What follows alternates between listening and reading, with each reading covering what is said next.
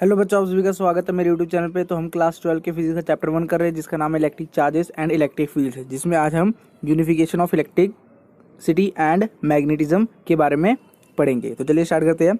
In olden days electricity and magnetism were treated as separate word. Older days में हमें क्या लगता था कि जो इलेक्ट्रिसिटी और मैग्नेटिज्म है वो दोनों क्या सेपरेट वर्ड, मतलब अलग अलग वर्ड हैं, ठीक है ना। कि इलेक्ट्रिसिटी का मतलब कुछ और होता है और मैग्नेटिज्म का मतलब कुछ और होता है, ठीक ना। Electricity deals with the charges on glass rod, cats for batteries etcetera. हमें क्या लगता था कि जो इलेक्ट्रिसिटी है वो जो charges glass rod, cat fur, batteries पे, लाइटिंग में, इन सब के ऊपर जो चार्जेस होता है उससे डील करता है। और while the magnetism describes interaction of the magnets, iron feeling, compass needle etcetera.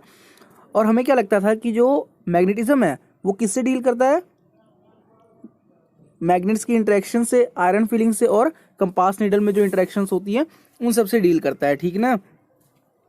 In 1820 Danish scientist Oersted found that the compass needle is deflected by passing an electric current through a wire place near the needle. अब भाई 1820 में जो हमारे Dennis भाई थे उन्होंने क्या देखा कि कंपास नीडल के पास ना कोई एक वायर रख दो। कंपास नीडल के पास उन्होंने क्या किया, एक वायर रख दिया और उस वायर से क्या पास किया, इलेक्ट्रिक करंट पास किया। अब इलेक्ट्रिक करंट पास करने से उन्होंने क्या नोटिस किया कि जो कंपास नीडल था ना, कंपास में जो नीडल होता है जो हमें डायरेक्शन शो करता है, वो डिफ्लेक्ट करने लग गया। क्या करने लगा, डिफ्लेक्ट करने लगा। कब, जब हमने इलेक्ट्रिसिटी को पास किया उसमें से, ठीक ना। तो ऐसा क्यों हुआ, ठीक है ना, ये बात उन्होंने नोटिस की, ठीक, कि ऐसा क्यों हुआ, ठीक। Ampere and Faraday supported this observation by saying that electricity in motion produces magnetic field and moving magnet generate electricity। अब जो एम्पेयर भाई थे और जो फैराडे भाई थे हमारे, उन्होंने इस ऑब्जर्वेशन को, ये जो डेनिस भाई ने किया, इसको इन्होंने सपोर्ट किया कि हाँ भाई तू सही कह रहा है। अब कैसे सही किया, क्योंकि इलेक्ट्रिक चार्ज जब कोई मोशन में आएगा तो प्रोड्यूसेस क्या कर देगा, इलेक्ट्रिक फील्ड। कैसे, मतलब हमने देखा ना अभी, जब कंपास इलेक्ट्रिसिटी मतलब कंपास नीडल के पास हमने इलेक्ट्रिक वायर में इलेक्ट्रिक करंट पास किया तो क्या हुआ, वो डिफ्लेक्ट करने लगा। मतलब इलेक्ट्रिसिटी जब, इलेक्ट्रिक चार्ज जब मोशन में हुआ तो उसने क्या किया, मैग्नेटिक फील्ड प्रोड्यूस की। अब मैग्नेटिक फील्ड प्रोड्यूस करने की वजह से जो कंपास नीडल था वो क्या करने लगा, डिफ्लेक्ट करने लगा। And moving magnets generate electricity. और जो मूविंग मैग्नेट्स होता है, जब किसी मैग्नेट को मूव करते हैं तो वो क्या जनरेट करेगा, इलेक्ट्रिसिटी जनरेट करेगा, ठीक ना। तो ये एम्पेयर और फैराडे ने कहा था, ठीक ना। The unification was achieved when the Scottish physicist Maxwell and Dutch physicist Laurent put forward a theory where they showed the interdependence of these two subjects। अब ये हमारे मैक्सवेल भाई और जो लॉरेंट भाई थे, इन्होंने मतलब चार्जेस और इलेक्ट्रिसिटी पे क्या दी, इंटरडिपेंडेंस बताया कि जो क्या हमारा जो चार्ज है और सॉरी इलेक्ट्रिसिटी और जो मैग्नेटिज्म है वो दोनों क्या है, इंटरडिपेंड करता है। दोनों एक ही सब्जेक्ट है, ठीक है ना। दोनों क्या करता है, एक दूसरे पे डिपेंड करता है। हमने यहाँ पे पढ़ा ना, electricity in motion produces magnetic field and moving magnets generate electricity. तो इससे हमें क्या पता लगता है कि दोनों क्या करते हैं, इंटर डिपेंडेंट है, ठीक है। This field is also called electromagnetism. और ये फील्ड को हम क्या कहते हैं, जिसमें इलेक्ट्रिसिटी भी आ जाते हैं, मैग्नेटिज्म आ जाए, उसको हम कहते हैं इलेक्ट्रोमैग्नेटिज्म, ठीक है ना। तो ये आपके 1 मार्क्स से डिफाइन पूछ सकता है कि भाई इलेक्ट्रोमैग्नेटिज्म क्या होगा, ठीक है ना। तो यहाँ पे हमने ऊपर इसको पढ़ा अभी, ठीक है ना, कि when charge, electric charge in motion produces magnetic field and moving magnet generate electricity is known as, मतलब इस फील्ड को हम क्या कहेंगे, इलेक्ट्रोमैग्नेटिज्म कहेंगे, ठीक।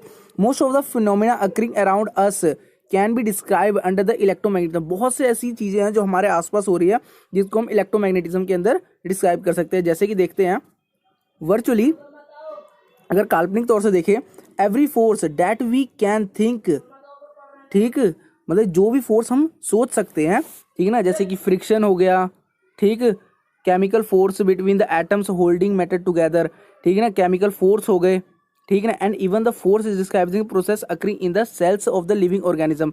वो फोर्स जो लिविंग ऑर्गेनिजम्स के सेल के अंदर जो होती है फोर्सेज, ये सारी क्या है, इलेक्ट्रोमैग्नेटिज्म फोर्स से लिंक्ड है, ठीक है ना। इलेक्ट्रोमैग्नेटिज्म से क्या है, लिंक्ड है, ठीक है।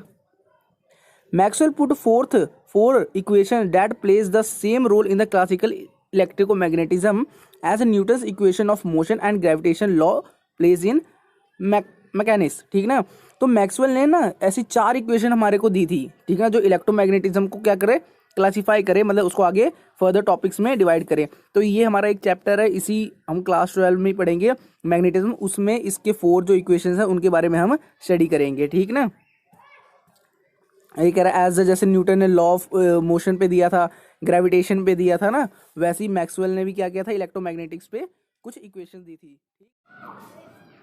ही argued that the light is electromagnetic in nature. अब मैक्सवेल ने कहा कि जो लाइट है वो भी क्या है, इलेक्ट्रोमैग्नेटिक इन नेचर है, and its speed can be found in making purely electric and magnetic measurement. और जो लाइट की जो स्पीड है उसको हम कैसे निकाल सकते हैं, मतलब कैसे उसको ड्राइव कर सकते हैं, by making a purely electric और मैग्नेटिक मेजरमेंट्स के साथ हम उसकी स्पीड को ड्राइव कर सकते हैं, ठीक ना। तो ये 1 मार्क्स में यहाँ से आपसे क्वेश्चन पूछ सकता है कि लाइट इलेक्ट्रोमैग्नेटिक में, इलेक्ट्रिसिटी में आता है, कि मैग्नेटिज्म में आता है, कि इलेक्ट्रोमैग्नेटिक्स में आता है, कि इन दोनों में से किसी में भी नहीं आता। ये MCQ क्वेश्चन आपका आ सकता है, ठीक, 1 मार्क्स के लिए। He claimed that the science of optics is intimately related to that of electricity and magnetism। कि जो साइंस ऑफ ऑप्टिक्स है, मतलब कि हमारी जो आइज़ की स्टडी हो गई, मतलब आइज़ के अंदर जो हम लोग ने क्लास 10th में अपना जो चैप्टर किया था लाइट रिफ्लेक्शन एंड रिफ्रैक्शन, जिसमें हमने कॉन्वेक्स लेंस, कनकेव लेंस के बारे में स्टडी किया था, तो ये सारा साइंस ऑफ ऑप्टिक्स में आ जाता है, ठीक ना। तो ये भी क्या है, इलेक्ट्रिसिटी और मैग्नेटिज्म से रिलेट करता है, ठीक ना। इसका भी हमारा एक चैप्टर है ऑप्टिक्स का, वेव ऑप्टिक्स, जिसके बारे में हम इसको स्टडी करें कि ये भी इलेक्ट्रिसिटी और मैग्नेटिज्म से कैसे रिलेट करता है, ठीक। The science of electricity and magnetism is the foundation of the modern technology civilization. अब जो इलेक्ट्रोमैग्नेटिक्स और इलेक्ट्रिसिटी की जो हमने डिस्कवरी की, यानी इलेक्ट्रोमैग्नेटिक्स की जो हमने डिस्कवरी की, ये आज के मॉडर्न टेक्नोलॉजी के लिए बहुत ही ज़्यादा हेल्पफुल है। कैसे? Electric power, telecommunication, radio, television and a wide variety of practical appliances use in our daily life.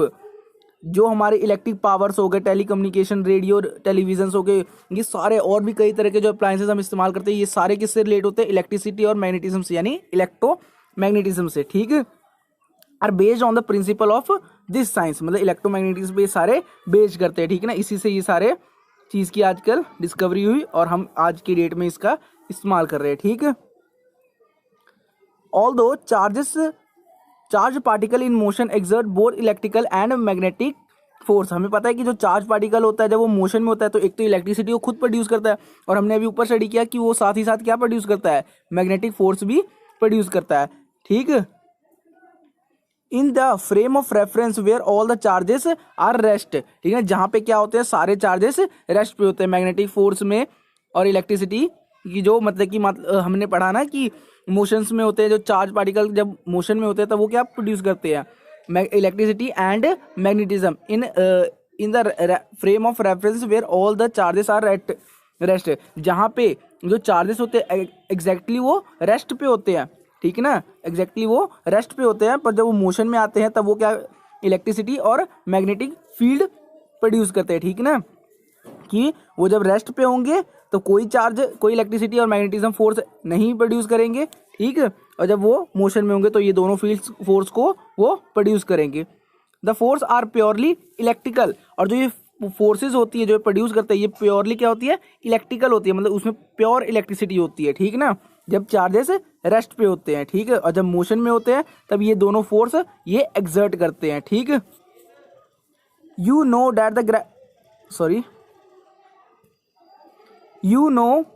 The gravitation force is a long range force. हमने +1 में पढ़ा है कि जो ग्रेविटेशन फोर्स है वो कौन सी फोर्स है, लॉन्ग रेंज फोर्स है, ठीक है ना। It's affect is felt even when the distance between the interacting particle is very large. तो हम इसकी मतलब जो ये ग्रेविटेशन फोर्स है इसको हम जब कब इसको हम फील करेंगे, जब मतलब कि अगर पार्टिकल, जैसे एक पार्टिकल यहाँ पे है, दूसरे पार्टिकल इनफाइनाइट दूरी पे है, तो भी हम इस फोर्स को एक्सपीरियंस कर सकते हैं। क्यों? Because the force decreasing inversely as the square of the distance between the interacting particle bodies. क्योंकि हमने पढ़ा था कि जो फोर्स होती है, ग्रेविटेशनल फोर्स होती है, वो इन्वर्सली प्रोपोर्शनल किसकी होती है, डिस्टेंस का स्क्वायर के, है ना। इसीलिए इसको हम लॉन्ग रेंज फोर्स कहते हैं, क्योंकि हम लॉन्ग रेंज पे मतलब जितना बड़ा डिस्टेंस होगा उतना इसको हम फील कर सकते हैं, ठीक।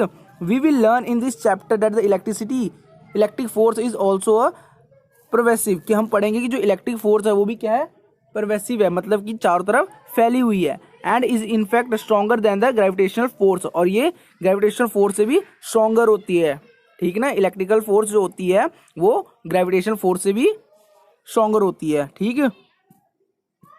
Bye several order of magnitude, कुछ ऑर्डर ऑफ मैग्नीट्यूड से बड़ी होती है। जैसे कि हमने मान लीजिए अगर ग्रेविटेशनल फोर्स 10⁻28 है, ठीक है ना, तो उसकी जगह पे जो ये पावर है वो 10⁻21 हो सकती है, ठीक ना। मतलब एक ग्रेविटेशनल इसने बोला ना कि electrical force is in fact the stronger than the gravitational force, मतलब ये इलेक्ट्रिकल फोर्स होगी तो ये हमारी ग्रेविटेशनल फोर्स होगी, ठीक है ना। Electrical force is also progressive and in fact stronger than the gravitational force. यहाँ से आपका एक 1 मार्क्स का क्वेश्चन पूछ सकते हैं कि भाई इस फोर्स में से, दोनों फोर्स में से ज़्यादा स्ट्रॉन्गर कौन है, लॉन्ग रेंज फोर्स कौन है, ठीक। तो इसी के साथ हमने यहाँ पे unification of electricity and magnetism खत्म कर लिया है। Thank you for watching my video.